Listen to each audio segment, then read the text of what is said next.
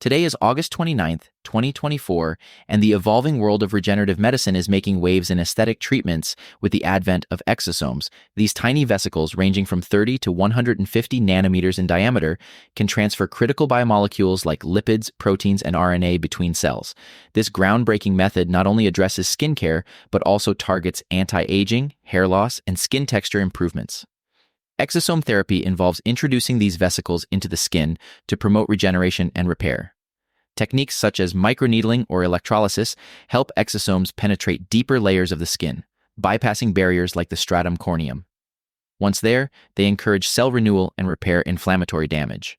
Interestingly, exosomes are versatile. For instance, mesenchymal stem cell exosomes have shown potential in wound healing by promoting macrophage polarization and reducing inflammation. Onion-derived exosomes, remarkable for their anti-inflammatory and antioxidant properties, could effectively prevent scarring. In the realm of anti-aging, exosomes derived from human dermal fibroblasts inhibit aging processes, while those from human amniotic stem cells contribute to skin whitening by reducing melanin production. On the hair loss front, exosomes promote the proliferation of hair follicle cells, encouraging hair regrowth.